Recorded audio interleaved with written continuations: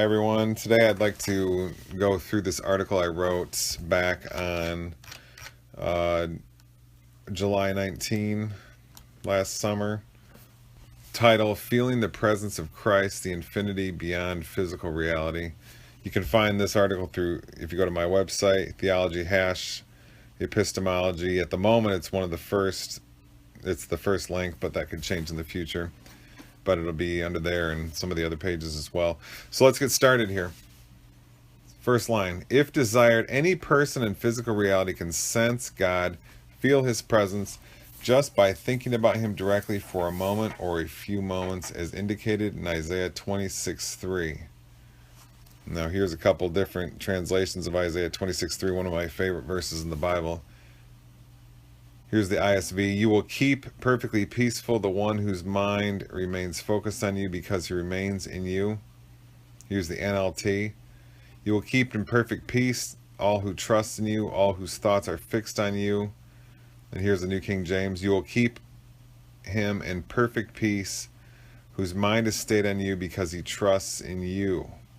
I just gave a sermon last Sunday and at the chapel in the high-rise low-income facility in Adrian, not too far from my house, and was really focused a lot on this verse. There's a lot of verses like this, Hebrews 12:2, fix your eyes on Jesus. A lot of these, ceaseless devotion to Christ verses out there. But Isaiah 26:3 is one of my favorites. It just really ties things together for reasons I went over in that sermon it's now on YouTube. It's called Radical Trust in Jesus Leads to Ceaseless Prayer. That was sort of a brief version of some things I'm working on with this idea that Isaiah 26:3 is sort of the key, the secret to understanding how ceaseless prayer discussed in 1 Thessalonians 5:17 is supposed to work. But anyways, that's another story. But let's move on here. This article is just critical because we want to live our lives from the presence of God, the presence of Jesus all the time. How do we do that? Well, this article is my attempt to try to show how that happens, how you can do that. And it's just simply by thinking about him. Now, it doesn't mean to think about Jesus in the way you think about a unicorn, where I don't really believe, you deep down you don't really believe it exists, and it's just kind of a thought in your mind and nothing beyond it. No, you think about Jesus in the way you think about the sun shining, or moonlight, or the sound of a river. These things exist, so you think about Jesus in that way. He's looking down on us.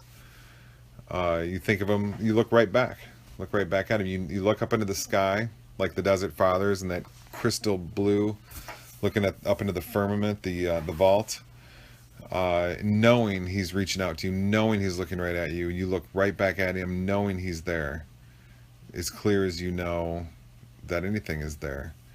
And if you do that, it's very simple. I'm making it sound complicated, but it's a very simple gesture. You can do it in a split second, like Nehemiah did. Just split-second prayer, and that brings you into perfect peace, keeping your thoughts fixed on him in that way. It's remaining in him. The ISV says, we remain in him, and keeping our thoughts focused on him, and then we therefore remain perfectly peaceful.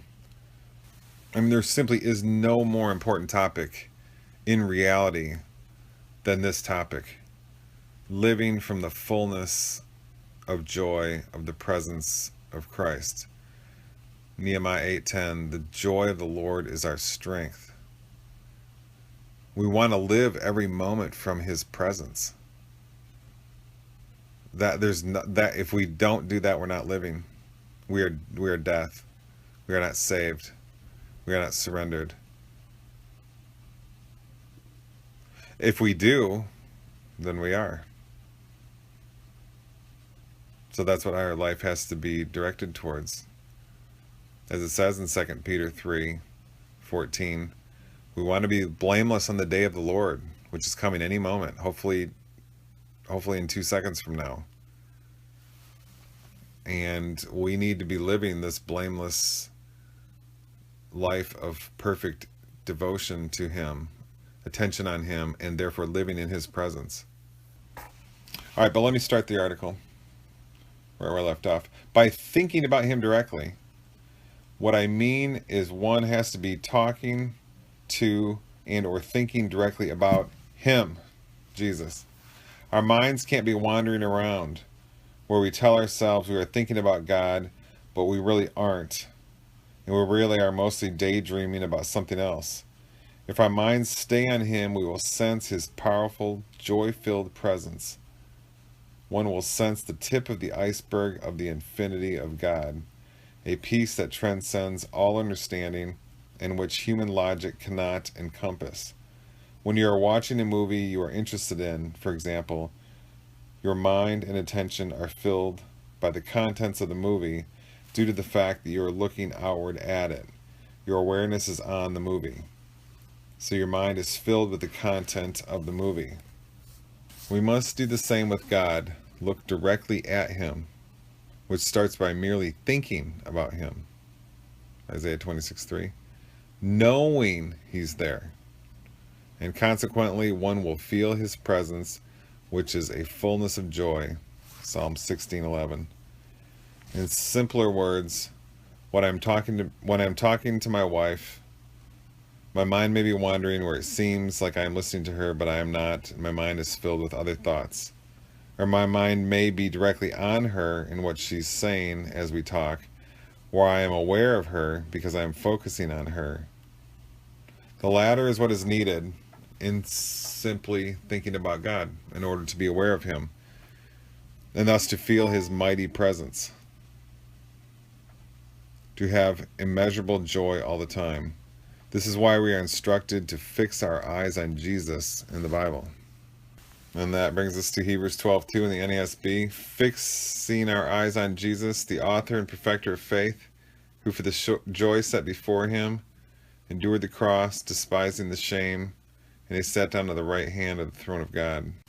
So continuing on with the article, the beauty, love, and faith of being aware of Him is available to anybody at any time, and to orient our lives and our minds in this way all the time, as directed in 1 Thessalonians 5:16 and 17, is what is involved in living as the mind of Christ. See 1 Corinthians 2:16.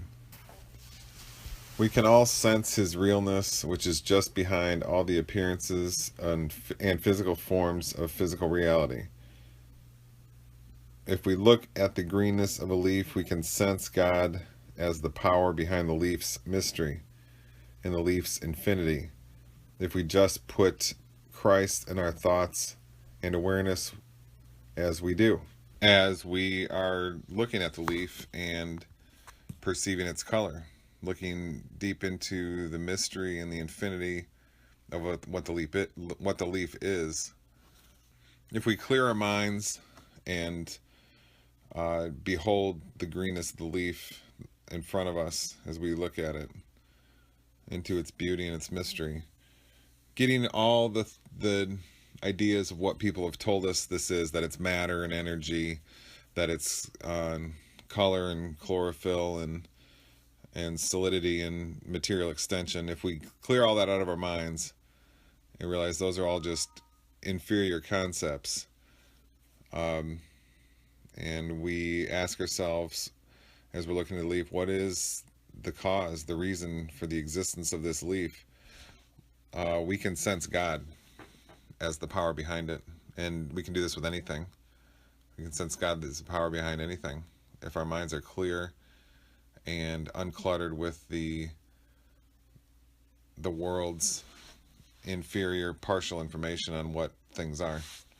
If we clear our minds and behold the mystery of things, we can sense God as the source behind all things, the infinity behind all things, where that infinity is creating all things at every moment, and the things of reality are, in a sense, also infinities. That's a better way to analyze the true power of reality and its source. Okay, let's move on and continue with the article now. Hereafter, I will call this awareness so far discussed in this article as the faith connection. Church of the Nazarene Pastor William Greathouse quotes Wiley saying something very profound in passing on page 152 of his book Wholeness in Christ. Quote, Jesus' sonship is original and infinite, ours is derived and finite. However, the being of both is from God. That's from Wiley H. Orton, 1984, Epistle to the Hebrews, page 83.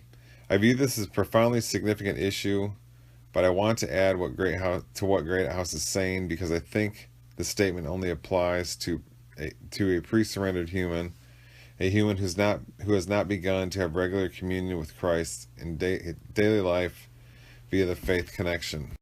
Our minds are fallen and finite, and our minds can only be infinite when we have the mind of Christ and when we are crucified with Him. See Philippians 2:5, Galatians 2:20, and 1 Corinthians 2:16.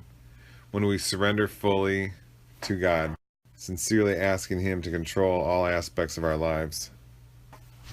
When we surrender, we move from fallen emptiness toward and into the blinding light of the infinity of Christ. That infinity does not have any definition or logical formulation in the physical plane. Rather, it is non-scientifically and directly apprehended in accompaniment by the anti-worldly peace, joy, and love of the new creation that one becomes via the faith connection, the new heart of the person with the mystery of Christ in them, 2 Corinthians 5:17. That is infinity, a life of the infinite, and all reality is related to infinity by its being related to God via the relation of createdness. Let me put that in different words. All physical objects and physical reality are continuously created and sustained out of nothing at every instant by Jesus Christ, the Word of God. And each object therefore derives from infinity and is related to infinity, whether an apple, the blue sky, a hunk of metal, or our own brains. And the infinite creator can always be sensed as the source, the power behind any such objects via the faith connection. When I look at an apple on a table, yes, I can see it's a red, solid object that causes a subjective experience of sweet taste in my consciousness, but that is not really getting at what the object really is. Rather, that description just describes a bundle of sense perceptions I have. As philosophers for thousands of years have known, some experiences about the physical world, such as color, surface, solidity, and the like, are all experiences that are, one, without description or definition, since they are subjective inner experiences, which are definitionless, but furthermore, two, when one tries to define them, the analysis always leads to contradiction. The same can be said of time, space, mind, energy, and matter. Zeno's paradoxes are the first known system of logical principles that showed that the external physical plane reduces to contradiction.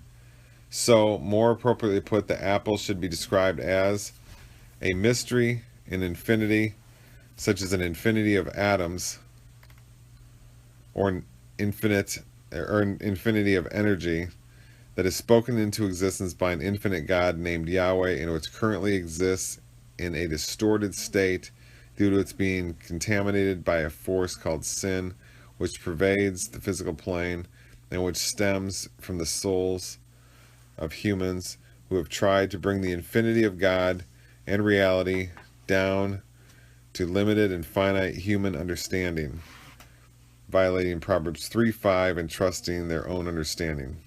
Before I continue on, I want it to be known that what I mean by atoms there in that first sentence, let me just read the footnote I have there on that. I'm not referring to the atoms that scientists talk about that have parts such as the parts of electrons and a nucleus, and thus are not really atoms, the uncuttable, final, basic building blocks of reality, but rather the atoms that philosophers discuss that truly have no parts, are the bedrock of nature, of the physical plane. So continuing on with the article, when we look at the apple, we should sense its creator, Yahweh, behind it as its source. In my life of full surrender and ceaseless prayer to the Trinity, I can sense God behind everything. There is a source of infinite joy, Yahweh, behind all, which all of nature is mourning the loss of awareness of and mourning the loss of identification with. See Romans 8:19. The human soul, therefore, has interconnection to all of reality. If the soul is corrupted, fallen, and sinful, it can distort objects and other souls around by participating in sin. By analogy, the sin spreads out like a ripple of death in a blackened pond containing deformed fish. All right, so last paragraph. So to return where I started, humans are in an interesting position where they can observe the starkest of contrasts between their fallen life, the pre-surrendered life, on the one hand, and their saved life on the other, being surrendered and living by the faith connection as a way of life. Because the former, the fallen life, is a finite life of endless frustration, pain, worry, dysfunction, veneer, happiness, and lostness, where the latter, the saved and surrendered life, being the life of Christ, is an awareness of the infinite all the time. One only need to gradually train their mind, their awareness, to move from the world to the Word, showing the stunning difference between the life in the image of the devil, see 1 John 3:8, versus the life of infinite love, see 1 John 4:8, surrender or die. Pastor Jeffrey Grupp, Church of the Nazarene, July 19, 2017. This was written. Now, I just gave a sermon on that 8 days ago. You can see it in sermons. Sermon called Radical Trust Leads to Ceaseless Prayer. Radical Trust in Jesus Leads to Ceaseless Prayer. And it describes a really good technique listed in the Bible in Isaiah 26:3 of how we can train the mind in that way without being too difficult. Okay, thanks for listening.